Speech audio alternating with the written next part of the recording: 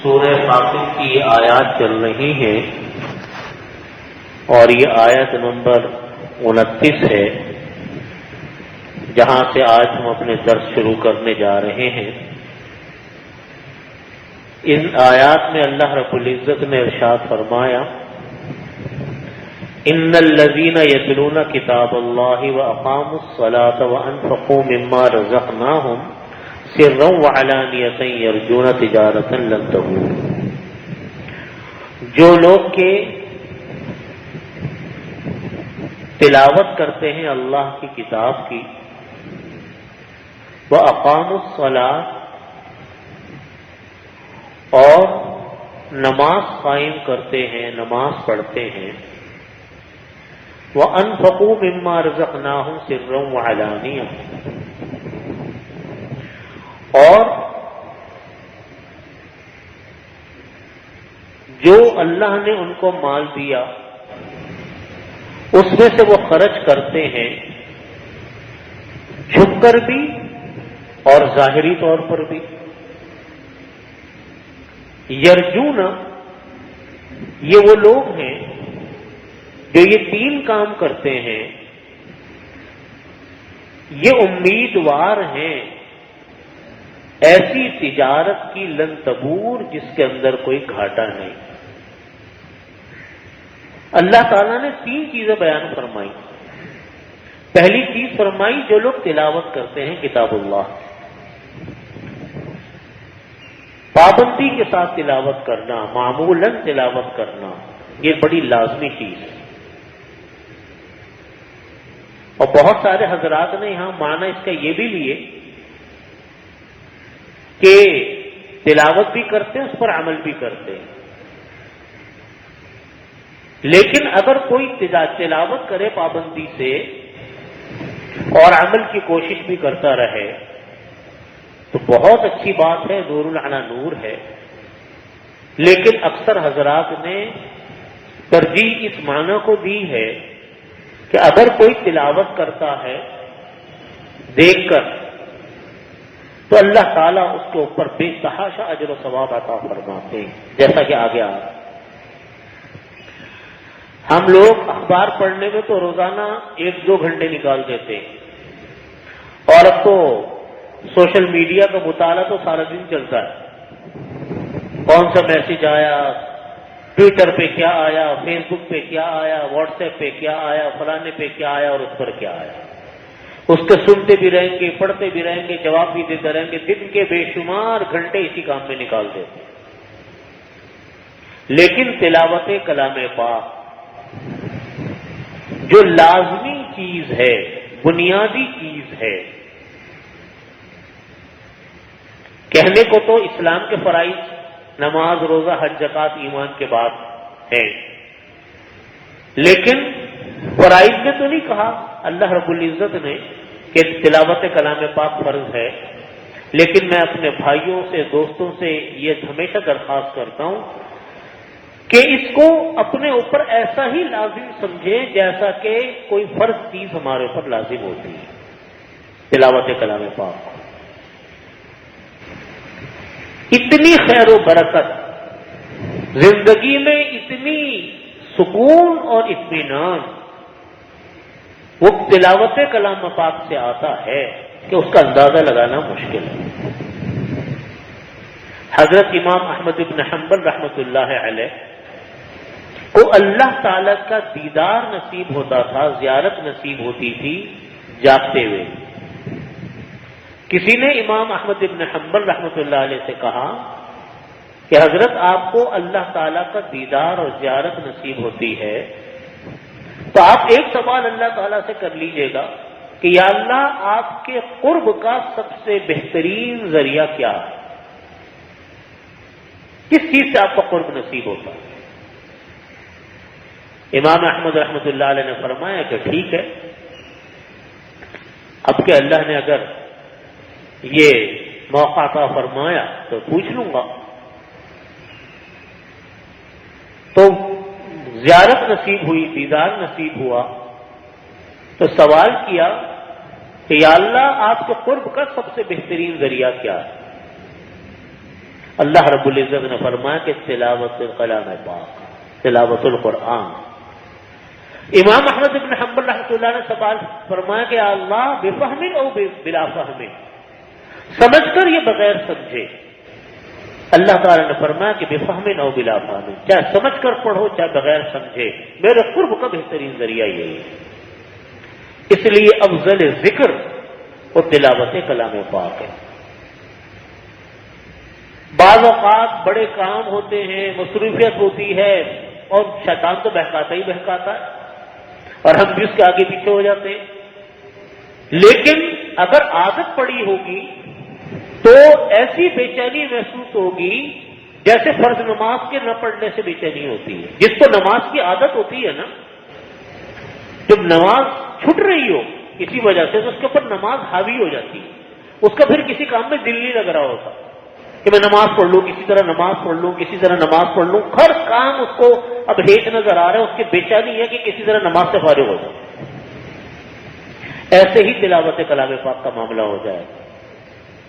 اسی لیے فرمایا حدیث شریف میں کہ نبی کریم صلی اللہ علیہ وسلم نے فرمایا الف لام میم، کہ ہر حرف کے پڑھنے پر 30 نیک، ہر حرف کے پڑھنے پر اللہ تعالیٰ 10 نیکیاں عطا فرماتے ہیں۔ فرمایا کہ الف لام میم، الالف حرف واللام حرف والمیم حرف، الف ایک حرف ہے، لام ایک حرف ہے، میم ایک حرف ہے، تو الف لام میم پڑھنے سے 30 نیکیاں انسان کو مل گئی، 30 نیکیاں انسان کو نصیب ہوئی۔ اس لیے تلاوت کلام پاک کا بہت اہتمام کرنا چاہیے، اور جس طرح ہم ہر کام دوسروں سے سیکھتے ہیں اس طرح ہمیں قرآن پاک بھی سیکھنے کی ضرورت ہے۔ ہمارا قرآن پاک تجوید کے ساتھ صحیح ہو۔ اگر ہمارا کلام پاک تجوید کے ساتھ صحیح نہیں ہوگا تو ہم پڑھ تو لیں گے لیکن اس طریقے سے نہیں پڑھ پائیں گے جو طریقہ ہے نبی کریم صلی اللہ علیہ وسلم سے، جو طریقہ منقول ہے۔ اس لیے تلاوت کلام پاک کا بہت اہتمام کرنا چاہیے۔ اللہ تعالیٰ نے تلاوت کلام پاک کرنے والوں کو ان لوگوں میں شمار فرمایا کہ ایسی تجارت کر رہے ہیں جس پہ گھاٹا نہیں ہے۔ دنیا کی تجارت میں تو گھاٹا نفع نقصان سب چلتا ہے، کبھی نقصان کبھی فائدہ، لیکن اس میں گھاٹا نہیں ہے۔ اس کو فرمایا کہ ان الذین یتلون کتاب اللہ، جو لوگ اللہ کی کتاب کو پڑھتے ہیں، واقاموا الصلاۃ، نماز پر قائم کرتے، نماز پڑھتے ہیں، نماز کا اہتمام، نماز بنیادی چیز ہے۔ الصلاۃ عماد الدین، نماز دین کا ستون ہے۔ ایمان کے بعد پہلا سوال نماز کا ہوگا، نمازیں پڑھی کہ نہیں پڑھی، اور یہ وہ فرض ہے جو انسان کے اوپر روزانہ کی بنیاد کے اوپر لازم ہے، ورنہ فرائض اسلام 4 ہیں ایمان کے بعد: نماز، روزہ، حج، زکوٰۃ۔ روزہ سال میں 1 مرتبہ، زکوٰۃ سال میں 1 مرتبہ، وہ بھی صرف مالداروں پر، حج زندگی میں 1 مرتبہ، وہ بھی صاحب نصاب پر۔ یہ نماز واحد فریضہ ہے جو روزانہ کی بنیاد کے اوپر ہمارے اوپر آتا ہے۔ اور اللہ تعالیٰ نے آج کل ہمارے ہاں ٹائم مینجمنٹ کے بڑے کورسز ہوتے ہیں، آپ نے پڑھا ہوگا، سنا ہوگا، بہت سارے لوگ ہمارے دوست احباب ٹائم مینجمنٹ کے اوپر کورس کرواتے ہیں۔ بہت اچھی بات ہے، انسان کو ٹائم مینج کرنا چاہیے، وقت بھی ضائع کرنا چاہیے، لیکن جس کو نماز کی عادت ہے وہ سب سے زیادہ ٹائم کو مینج کرنے والا انسان ہے۔ جس کو نماز کی عادت ہوگی وہ اپنے پوری زندگی کے نظام الاوقات نمازوں کو لے کے چل رہا ہوگا۔ صبح اتنے بجے اٹھنا ہے، یہاں اتنے بجے پہنچنا ہے، ظہر ادھر پڑھنی ہے، عصر میں یہ کرنا ہے، مغرب ادھر پڑھنی ہے، عشاء ادھر کرنی ہے، سارا اس کا ٹائم ٹیبل سیٹ ہے۔ تو نماز تو بنیادی طور پر جہاں یہ اللہ تعالیٰ کا ایک فرض ہے، اللہ کا عائد کردہ ایک فریضہ ہے، وہاں اس کے ساتھ ساتھ دو چیزیں بنیادی طور پہ اسلام توڑ دیتا ہے نماز کے ساتھ، ایک وقت کی پابندی اور دوسرا پاکی اور صفائی۔ گندگی کے ساتھ نماز نہیں ہوتی۔ نمازی آدمی کا پہلا کام کیا ہے کہ اپنے آپ کو پاک رکھے گا۔ نمازی آدمی کا کپڑا ناپاک ہو جائے، جسم ناپاک ہو جائے یا کوئی گندگی لگ جائے، وہ اس طرح تڑپے گا، پریشان ہوگا کہ میں کسی طرح اپنے آپ کو پاک کر لوں، کیونکہ آگے نماز کا وقت آ رہا ہے، کپڑے پاک کر لوں، جسم پاک کر لوں، کچھ کر لوں۔ تو نماز کے ساتھ یہ دو چیزیں چلتی ہیں، ایک ٹائم کی پابندی، ٹائم مینجمنٹ، اور دوسرے نمبر کے اوپر کیا ہے؟ صفائی اور ستھرائی۔ یہ تو دو بڑی بڑی باتیں، ورنہ اگر آپ فائدے گننے شروع کریں تو گن بھی نہیں سکتے۔ مثال کے طور پہ اور بات عرض کرتا ہوں، جو لوگ مسجدوں میں آتے ہیں، ہمارے ہاں جو کلب بنے ہوئے ہوتے ہیں نا، طرح طرح کے کلب بنے ہوئے ہوتے ہیں مختلف شہروں میں، لوگ ان کلبوں کی ممبرشپ لیتے ہیں، لاکھوں روپے خرچ کر کے، جتنا بڑا کلب ہوگا لاکھوں روپے دے کے ممبرشپ لیں گے، سالانہ پیسے، ماہانہ فیسیں الگ جمع کرواتے، کس لیے؟ کہ جی ورزش وغیرہ کریں گے، یہ تو ہوگا۔ اصل ہوگا کہ وہاں لوگوں سے ہماری ملاقاتیں ہوں۔ یہ تو انگریزوں کا طریقہ تھا کہ آپ کو ملنے کے لیے کلب کے اندر جانا پڑتا ہے، کلب میں آپ ملتے ہیں۔ یہاں تو اللہ تعالیٰ کا حکم ہے کہ نمازیں مسجد میں پڑھو، مردوں کے لیے حکم ہے، اور فضیلت بھی رکھی کہ 27 گنا ثواب زیادہ ملے گا۔ اس سے زیادہ ملاقاتیں کس سے ہوں گی جتنی مسجد میں ہوتی ہیں؟ ہر انسان سے آپ کی ملاقات ہے۔ طلبوں میں تو ایک خاص طبقہ آتا ہے، مخصوص طبقہ آئے گا، مالداروں کا طبقہ آئے گا۔ یہاں تو آپ کو زندگی کے ہر انسان سے ملاقات ہوتی ہے مسجد میں، غریب بھی ہوگا، امیر بھی ہوگا، متوسط بھی ہوگا، زندگی کے ہر پیشے سے تعلق رکھنے والا انسان ہوگا، نہ کوئی فیس ہے نہ کچھ ہے، آؤ اللہ کے گھر میں، حی علی الصلاح، حی علی الفلاح، آؤ۔ اور یہ جو دین کا تعلق ہوتا ہے، جو نمازی ہوتے ہیں، جس کے ساتھ آپ نمازیں پڑھتے ہیں، آدمی پہچانتا ہے کہ جی فلانا آدمی بھی آتا ہے، فلانا بھی آتا ہے، فلانا بھی آتا ہے، ذرا سا کوئی چیز سے کوئی کام پڑا، جا کر کہہ دیا بھائی یہ مسئلہ پیش آ گیا، وہ بھی مدد کرتا ہے، بھی اللہ کے لیے تعلق ہے۔ تو فائدے گنو تو بے شمار، تو لیکن نماز ایک فرض ہے، اور جو نفلی نمازیں ہیں وہ اس کے علاوہ۔ قرآن کریم نے اسی کو فرمایا کہ ان الصلاۃ تنہی عن الفحشاء والمنکر، نمازیں جو ہیں وہ انسان کو بے حیائی کے کاموں سے روکتی ہیں، والمنکر، منکرات، گناہوں سے روکتی ہیں۔ یہ اللہ کا نظام ہے، یہ نمازوں کی برکت ہے کہ جب انسان نمازیں پڑھتا ہے، جہاں میں نے کچھ فائدے بتائے، بے شمار اس کے فائدے ہیں، ان میں سے جو بنیادی فائدہ قرآن کریم اللہ رب العزت بیان فرما رہے ہیں کہ نمازیں انسان کو بے حیائی اور منکرات سے روکتی ہیں۔ لوگ آج کل سکون کی دوائیاں کھاتے ہیں۔ جتنا ترقی یافتہ ملک ہوگا نا، جتنا ترقی یافتہ ملک ہوگا، جتنا سائنس اور ٹیکنالوجی والا ملک ہوگا، جتنا زیادہ آمدنی والا ملک ہوگا، وہاں کے لوگ اتنے زیادہ ڈپریشن کے شکار ہوں گے۔ دیکھ لیجیے جا کر آپ اعداد و شمار نکال لیں، آپ امریکہ کے نکال لیں، یورپ کے نکال لیں، فرانس کے نکال لیں، آپ میں نے ان کا مطالعہ کیا، ان جگہوں پر جانا بھی ہوا۔ بے شاندار ملک ہوگا، بڑا ترقی یافتہ ملک ہوگا، بڑا عالی شان ملک ہوگا۔ آپ لوگوں کی ذرا لائف اسٹائل تو ذرا جا کر دیکھیں کہ وہ لوگ زندگی کیسے گزارتے ہیں۔ آپ کو گھن چکر بنے ہوئے لوگ نظر آئیں گے، اتنے مصروف لوگ نظر آتے ہیں، اور میجورٹی لوگوں کی وہ ہوگی جو ڈپریشن کی دوائیاں کھا کر زندگی گزارتی ہے۔ سب سے زیادہ بکنے والی دوا ان ملکوں کے اندر وہ کیا ہے؟ مسکن ادویہ، سکون پہنچانے والی دوائیں۔ آپ پڑھ لیں ان کے اعداد و شمار، کون سی دوائیں بکتی ہیں۔ کوئی ان سے پوچھے پریشانی کس بات کی ہے؟ پیسے تم کماتے ہو، دولت آپ کے پاس ہے، ملک آپ کا شاندار ہے، بجلی کا آپ کو مسئلہ نہیں، پانی کا مسئلہ نہیں، روڈیں ٹوٹی ہوئی نہیں، 10 مسائل آپ کے ساتھ نہیں، آپ کو پریشانی کیا ہے؟ اس کا ان کے پاس کوئی جواب نہیں۔ کیوں یہ ڈپریشن کی دوائیں کھاتے ہیں؟ اس لیے کھاتے ہیں کہ ایمان نہیں ہے، اس لیے کھاتے ہیں، ایمان نہیں ہے۔ انسان کے اللہ بذکر اللہ تطمئن القلوب، اللہ کلام پاک میں فرما رہے اللہ رب العزت کہ سن لو یہ بات، بذکر اللہ، اللہ کے ذکر سے تطمئن القلوب، دلوں کو اطمینان ملتا ہے۔ لوگ کہتے ہیں موسیقی روح کی غذا ہے، خاک روح کی غذا ہے، گناہ بھی کبھی روح کی غذا بنا۔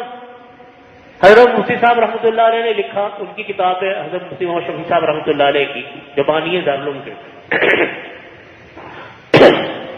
کہ موسیقی گناہ کبھی روح کی غذا نہیں بن سکتا۔ فرمایا کہ نفس امارہ کی غذا موسیقی ہے۔ نفس امارہ اس کو کہتے ہیں جو وہ نفس انسان کی جو انسان کو گناہوں پر ابھارتی ہے، وہ طاقت انسان کی جو انسانوں کو گناہوں پر ابھارتا ہے، اس کی غذا موسیقی ہے۔ تو نماز تو انسان، آپ تجربہ کر لیجیے، کون انسان تجربہ نہیں کرتا ہوگا پوری دنیا میں کہ آپ کتنے پریشان پھر رہے ہو، کتنے آپ گھبراہٹ کا شکار ہو، آپ سکون سے مسجد میں آؤ، نماز پڑھو، وضو کرو، نماز پڑھو، پھر دیکھو کیسا دل میں سکون اترتا ہوتا ہے کہ نہیں ہوتا۔ سونے سے پہلے آپ وضو کریں، اللہ توفیق دیں، 2 رکعت پڑھ کر سو جائیں، آپ دیکھیں کیسے سکون آتا ہے۔ جو آپ کو ڈپریشن کی دوائیاں، سکون کی دوائیاں وہ سکون نہیں دے سکتی، جو آپ کو اللہ کے ذکر سے سکون آتا ہے۔ اسی لیے اللہ تعالیٰ کی جہاں بے شمار حکمتیں ہیں، اللہ نے نماز کو اس لیے فرض فرمایا۔ اس لیے نماز ان چیزوں میں سے ہے۔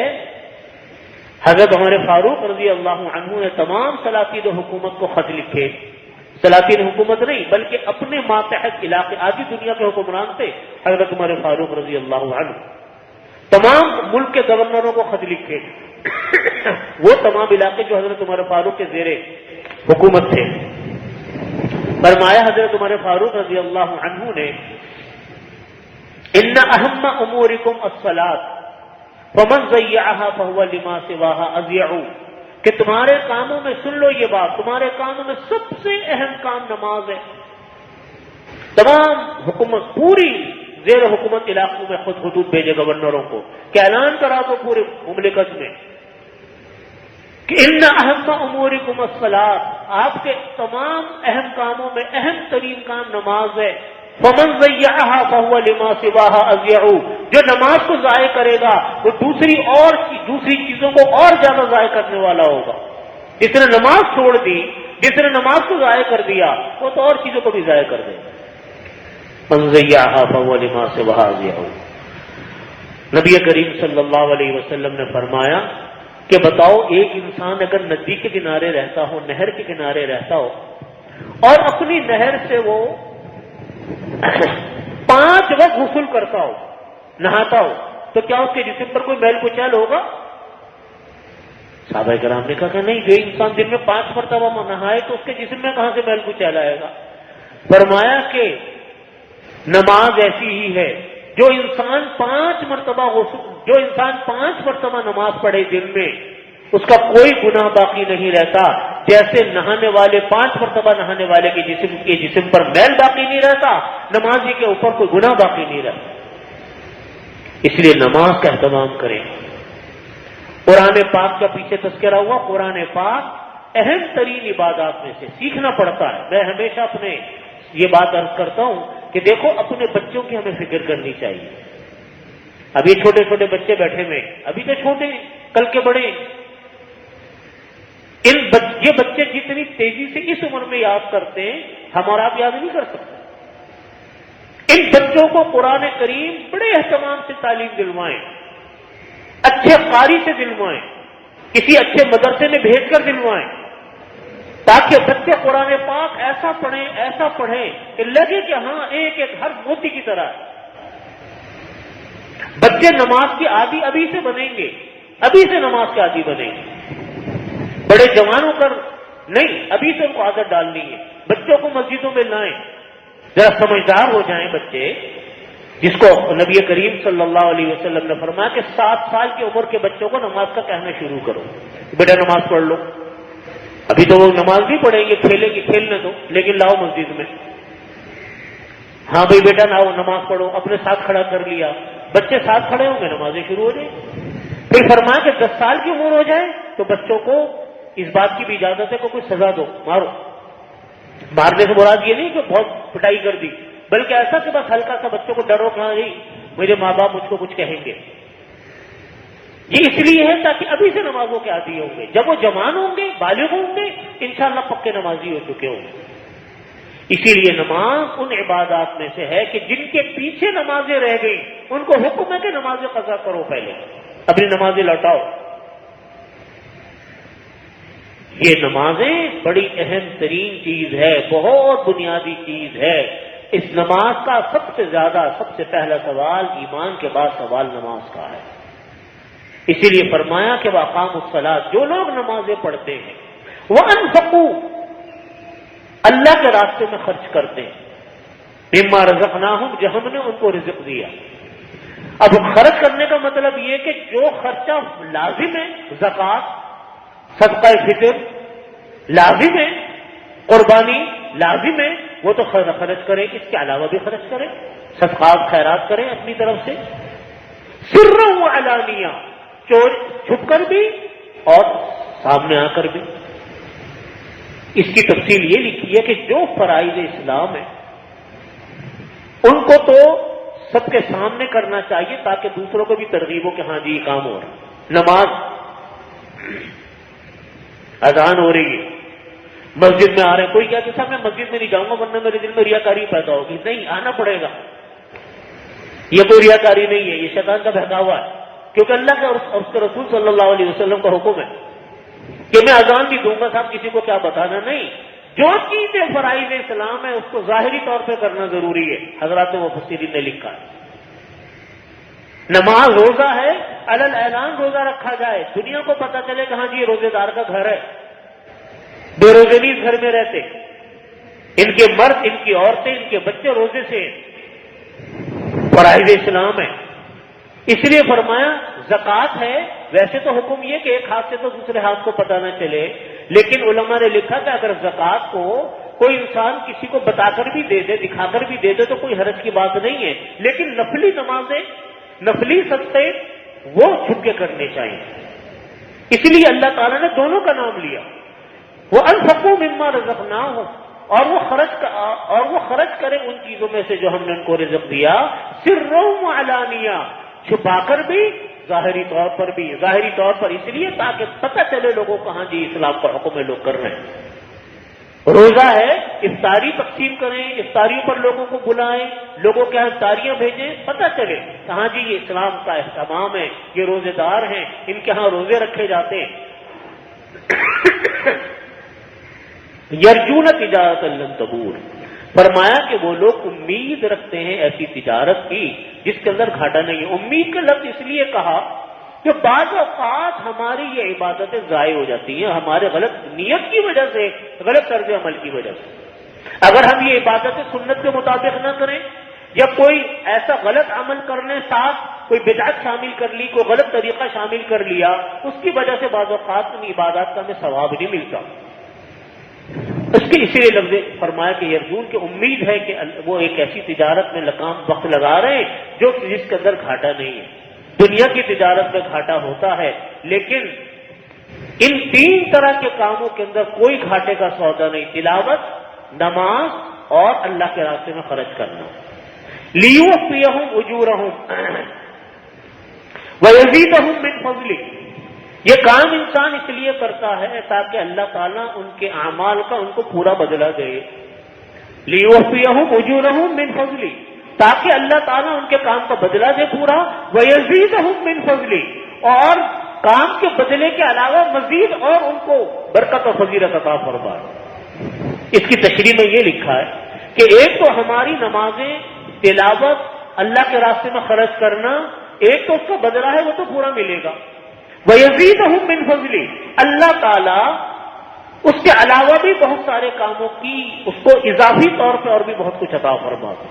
جیسے آپ کہ کسی آدمی کو آپ نے اپنے ہاں کام کرنے کے لیے بلایا، اس نے آپ کا کام کیا، بہت اچھا کام کیا، اس سے آپ کو قیمت طے ہوئی تھی کہ بھئی تم میرا فلانا کام کرو گے، میرے گھر میں یہ کام کر دینا، میں 1000 روپے دوں گا. اس نے کام اتنا اچھا وقت پر کر دیا کہ آپ نے خوش ہو کے اس کو 1500 روپے دے دیے، پیسے زیادہ دے دیے. یہ تو اللہ ہے، کوئی مناسبت ہی نہیں ہماری اس مثال میں اللہ کے آگے۔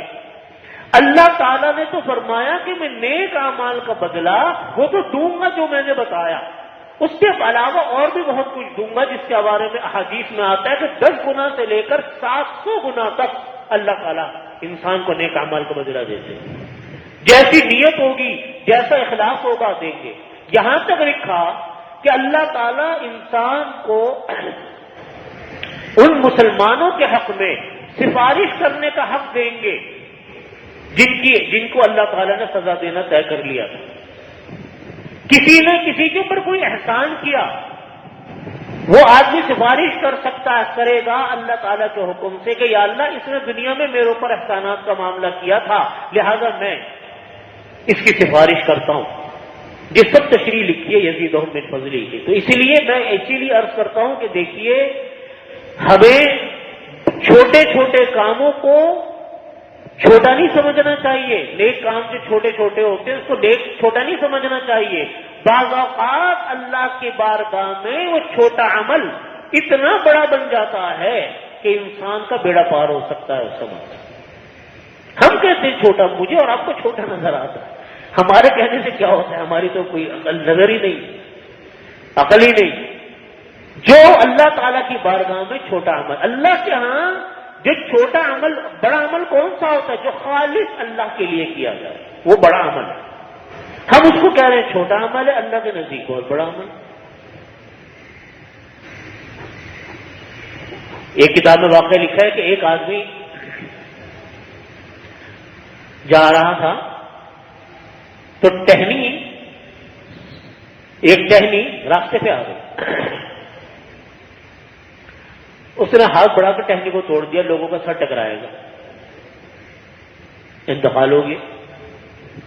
اب اس کے ذہن میں بھی نہیں تھا کہ میں نے کوئی عمل کیا۔ اللہ تعالیٰ کو ایسا عمل بڑا پسندیدہ ہے جو انسان یہ سمجھے کہ بس یہ تو میں نے اللہ کے لیے کیا، اس کے ذہن میں بھی نہیں آتا کہ میں نے کون سا عمل اللہ کے لیے کیا۔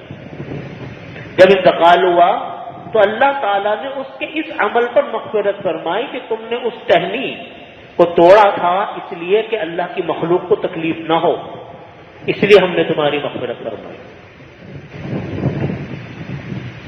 ہمارے حضرت ڈاکٹر عبدالعلی صاحب عارفی رحمۃ اللہ علیہ واقعہ بہت کثرت سے سناتے تھے کہ ایک بہت بڑے عالم تھے، بہت بڑے شیخ تھے، حدیث کے امام تھے، وہ حدیثیں لکھا کرتے تھے۔ انتقال ہوا، کسی نے خواب میں ان کو دیکھا کہ پوچھا اللہ تعالیٰ نے آپ کے ساتھ کیا معاملہ کیا؟ انہوں نے کہا مغفرت تو ہو گئی، لیکن ہوئی ایک ایسے عمل پر جس کا تو مجھے اندازہ بھی نہیں تھا کہ اتنے چھوٹے سے عمل پر مغفرت ہوگی۔ فرمایا اللہ تعالیٰ نے ان کو فرمایا تھا کہ آپ اتنی حدیثیں پڑھتے رہے، لکھتے رہے، لکھاتے رہے، دنیا کو بتاتے رہے، لیکن وہ تو سب آپ نے شہرت کے لیے کیا تھا، ہمارے لیے تو نہیں کیا تھا۔ اللہ تعالیٰ سے تو نہیں کوئی بات چھپ سکتی نا۔ لیکن فرمایا کہ اللہ تعالیٰ نے اس بات پر مغفرت فرمائی، فرمایا کہ ایک مرتبہ آپ حدیثیں لکھ رہے تھے، آپ کے قلم، اس زمانے میں وہ ڈبو کر لکھنے والا قلم ہوتا تھا سیاہی میں، آپ کے قلم سے ایک سیاہی کا قطرہ زمین کاغذ پہ گر گیا، آپ صاف کرنے لگے تو مکھی آ کے بیٹھ گئی، وہ مکھی اس کو پینے لگی، آپ رک گئے کہ اللہ کی مخلوق ہے، چلو سیاہی پی لے گی پھر صاف کر دوں گا۔ آپ نے اس کو پینے دیا، اس کے بعد آپ نے اس کو صاف کیا۔ اللہ نے فرمایا، اللہ تعالیٰ نے فرمایا کہ آپ نے ہماری مخلوق پر رحم کیا، ہم آپ پر رحم کریں۔ ارحموا من فی الارض یرحمکم من فی السماء، تم لوگ زمین والوں پر رحم کرو، آسمان والا تم پر رحم کرے گا۔ یہ حدیث ہے، ارحموا من فی الارض یرحمکم من فی السماء، کہ تم لوگ زمین والوں پر رحم کرو، آسمان والا تم پر رحم کرے گا۔ ظالم و جابر مت بنو، بے رحم انسان مت بنو، عفو درگزر سے کام لو، لوگوں کو معاف کرنے کی عادت ڈالو، لوگوں کی غلطیوں کو درگزر کرنے کی عادت ڈالو، جو آج ہمارے ہاں برداشت ختم ہو رہی ہے معاشرے سے، برداشت ختم ہو۔ جس کو اللہ نے طاقت دے دی، دولت دے دی، وہ تو پتہ نہیں اپنے آپ کو کیا 30 بار خان سمجھنے لگ گیا، کسی کی کوئی معافی نہیں، کسی سے کوئی لفظش قابل گوارا نہیں۔ اس لیے فرمایا کہ لیوفیہم اجورہم ویزیدہم من فضلہ انہ غفور شکور، اللہ تعالیٰ بے تحاشا مغفرت کرنے والے بشکور اور بہت زیادہ اللہ تعالیٰ قدردان ہے، کوئی عمل انسان کا ضائع ہونے نہیں دیتے۔ اس کا مطلب یہ تین اعمال اللہ تعالیٰ نے بیان فرمائے، ایک تلاوت کلام پاک، نماز اور اللہ کے راستے میں خرچ کرنا، ظاہری طور پر بھی پوشیدہ طریقے پر بھی فرمایا کہ یہ ایک ایسی تجارت ہے جس میں کبھی گھاٹا نہیں ہوگا، اور پھر یہ فرمایا کہ ان کاموں کا اجر بھی پورا ملے گا، اور اس کے علاوہ بھی اللہ تعالیٰ بہت کچھ دیں گے جو ہمیں اندازہ ہی نہیں ہوتا کہ ہمارے کون سے اعمال صالحہ کی برکت سے ہمیں کیا مل رہا ہے۔ اللہ والذی اوحینا الیک من الکتاب، اس لیے ان باتوں کا بہت اہتمام کرنا چاہیے۔ ہم یعنی اتنے دن بھر میں مشغول رہتے ہیں، اتنی مصروفیتیں رہتی ہیں، یہ سارے دوسرے دھندے چلتے ہی رہتے ہیں۔ سب سے اہم چیز نماز، تلاوت کلام پاک اور صدقہ خیرات۔ زکوٰۃ کے بعد، زکوٰۃ سب سے پہلی چیز زکوٰۃ ہے، صدقہ خیرات۔ نمازوں کے اندر بھی فرض نماز اہتمام سے، اس کے بعد واجب جو وتر ہے، اس کے بعد سنت موقدہ، اس کے علاوہ ہو تو نفلی نماز۔ اسی طرح تلاوت کلام پاک لازمی سمجھے اپنے اوپر۔ میرے دادا سے مفتی محمد شفیع صاحب رحمۃ اللہ علیہ فرمایا کرتے تھے کہ دیکھو روزانہ تلاوت کا اہتمام کیا کرو، اور ہمیشہ کہتے تھے کہ ہم لمبی چوڑی تلاوت نہیں بتاتے، ایک سپارہ روزانہ پڑھ لیا کرو، اور ایک سپارہ جو آدمی روزانہ قرآن کریم پڑھتا ہے اس کے لیے 15 سے 20 منٹ میں ایک سپارہ آرام سے ہو جاتا ہے، لیکن مشکل ہے تو اگر آپ 20 منٹ کا بھی حساب لگائیں بڑے اطمینان سے تو آدھا سپارہ 10 منٹ میں ہو جاتا ہے، تو 10 منٹ کیا چیز ہے؟ تو روزانہ آدھا سپارہ۔ پھر فرمایا کرتے تھے کہ کبھی آپ کو اجلت ہے تو آپ ایک پاؤ پڑھ لو، 5 منٹ ایک پاؤ میں لگتے ہیں۔ فرمایا کہ اس سے بھی زیادہ جلدی ہے تو ایک رکوع پڑھ لو، لیکن پڑھ لو، قرآن پاک کی برکت لے لو، وہ دن بغیر کلام پاک کے مت گزارو۔ اللہ تعالی ہم سب کو اس کی توفیق عطا فرمائے۔ بڑی اہم بات، ہم لوگ یہ کہتے ہیں کہ جناب آپ ہمارے کاموں کا وظیفہ بتا دو، ہمارے مسائل حل نہیں ہوتے، مشکلات حل نہیں ہوتی، پریشانیاں۔ آپ یہ 3 کام کیجئے تو قرآن پاک اللہ رب العزت کا بتایا ہوا طریقہ ہے، نماز، صدقہ خیرات، تلاوت کلام پاک، اس کا روزانہ اہتمام کریں۔ آپ روزانہ صدقہ نکالیں، 10 روپے تو نکال سکتے ہیں، وہ تو کوئی ایسی بھاری بھرکم رقم نہیں ہے، لیکن نکالیں، جتنی گنجائش ہو نکالیں۔ آپ دیکھیں اللہ تعالیٰ کیسے مسائل کو حل فرماتے ہیں، کیسے اللہ تعالیٰ مشکلات سے بچاتے ہیں۔ قرآن کریم نے خود کہا کہ یہ تجارت وہ ہے لن تبور، اس میں گھاٹا نہیں ہے، اللہ تعالیٰ اتنا ہی دیں گے جتنا کہا، اس سے بھی بہت کچھ دیں گے، نہیں بتایا کتنا دیں گے، کہاں تک دیں گے، کر کے تو دیکھیں انسان۔ ہم لوگ کہتے ہیں کہ جی ہمارے اوپر نظر لگ گئی، کوئی کہتا ہمیں وظیفے بتا دو، ارے بھائی جو کرنے کے کام ہے وہ کرو، اللہ سے مانگو، اللہ سے کیوں نہیں مانگتے؟ پہلے وہ کر کے دیکھ لو، پھر دیکھو اللہ تعالیٰ کیا کچھ عطا فرمانے والے ہیں۔ والذی اوحینا الیک من الکتاب هو الحق مصدقا لما بین یدیہ ان اللہ بعبادہ لخبیر بصیر۔ والذی اوحینا الیک من الکتاب، اور ہم نے جو آپ کی طرف کتاب اتاری، هو الحق، وہی کتاب ٹھیک ہے، مصدقا لما بین یدیہ، اور پچھلی کتابوں کی تصدیق کرنے والی ہے۔ پچھلی توریت گزری، انجیل گزری، زبور گزری، یہ ساری کتابیں جو گزری ہیں یہ قرآن پاک ان کتابوں کی تصدیق کرتی ہے کہ وہ کتابیں اصلاً بالکل ٹھیک کتابیں تھیں، بعد میں لوگوں نے ان میں تحریفیں کر دی۔ ان اللہ بعبادہ لخبیر بصیر، اللہ تعالیٰ اپنے بندوں کو سے باخبر بھی ہے، بصیر ان کو دیکھنے والا بھی ہے۔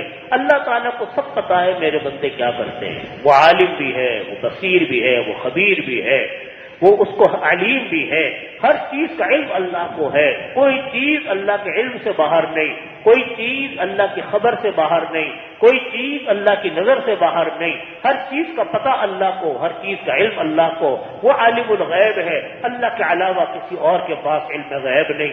اللہ تعالی ہمیں اس پر عمل کی توفیق عطا فرمائے۔ وآخر دعوانا الحمدللہ رب العالمین۔ اللهم صل على محمد وعلى آل محمد كما صليت على إبراهيم وعلى آل إبراهيم إنك حميد مجيد۔ ربنا ظلمنا أنفسنا فإن لم تغفر لنا وترحمنا لنكونن من الخاسرين۔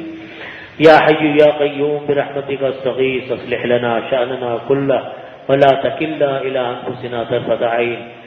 اللهم انا نسألك تمام العافیہ ونسألك دوام العافیہ ونسألك الشکر علی العافیہ ونسألك الغنى عن الناس. یا اللہ ہمارے تمام گناہوں کو معاف فرما، تمام صغیرہ کبیرہ گناہوں کی مغفرت فرما. یا اللہ چھوٹے بڑے صغیرہ کبیرہ تمام گناہوں کو معاف فرما. یا اللہ قرآن پاک پر عمل کی توفیق عطا فرما.